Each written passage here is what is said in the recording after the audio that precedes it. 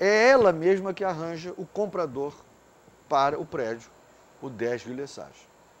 E nós, quando eu digo nós, dizemos nós mesmos, nós lá, chamamos esses proprietários,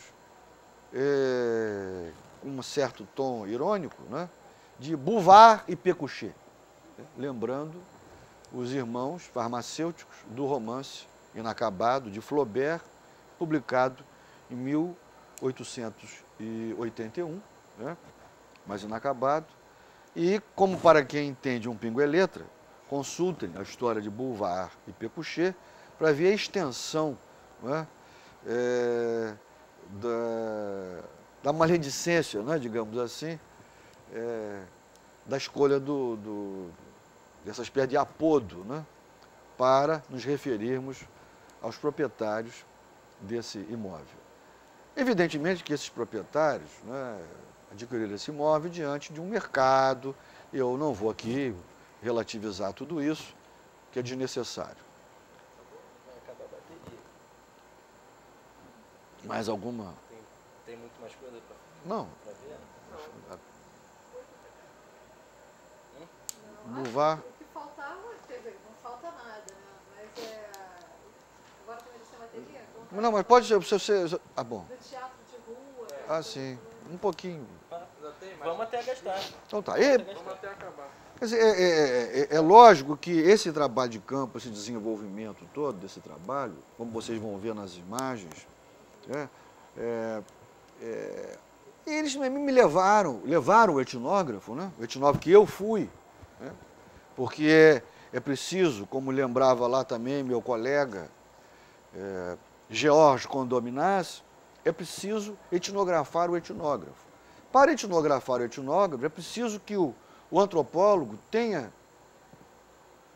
admita que em um determinado momento ele foi um etnógrafo. E, portanto, ele deve também, como antropólogo, tratá-lo na condição de etnógrafo que foi no campo.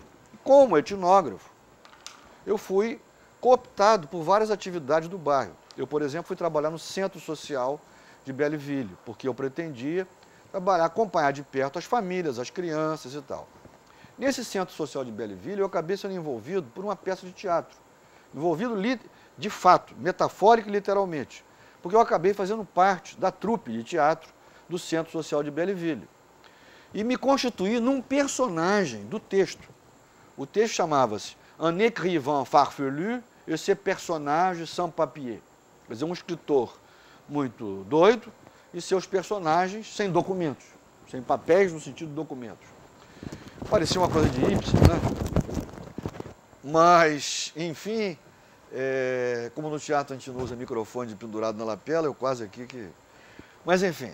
Então, esse teatro de rua foi muito interessante, porque o papel de cada um de nós era definido por um papel real. Quer dizer, o que eu tinha ido fazer em Belleville? Era um sociólogo. Então, escreve aí, você está um sociólogo.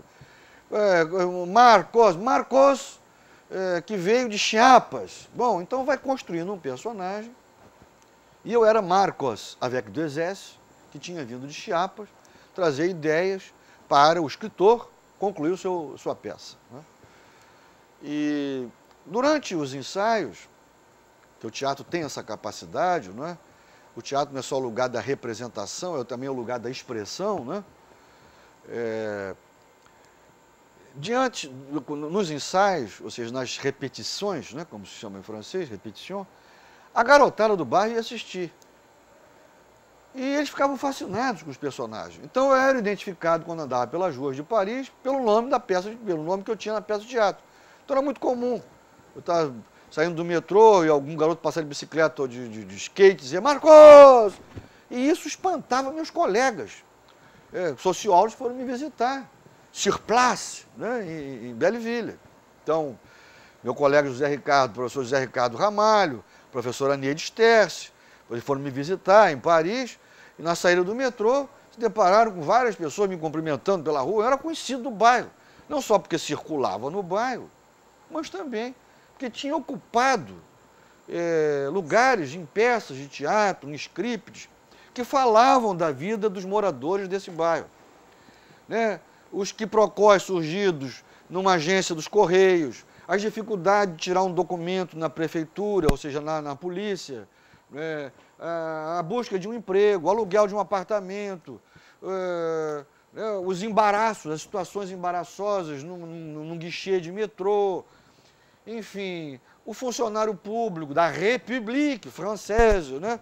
Falando ao telefone, descuidando dos interesses imediatos desse usuário do serviço, né? Enfim, a peça era muito saborosa, a diretora, né, a Metteur en Scène, era uma argentina, radicada na França há mais de 30 e tantos anos, né? E eu comecei a receber telefonemas em casa de grupos de teatro franceses me convidando para integrar as peças. Ou seja, eu como etnógrafo, carnei bem o papel e era incrível, porque eu acabava não viajando, né? Porque os ensaios eram aos sábados pela manhã, o que inviabilizava qualquer viagem minha para passar o fim de semana em Barcelona, né? Ou em Londres, ou em Berlim, né? Os convites que eu obtinha, né?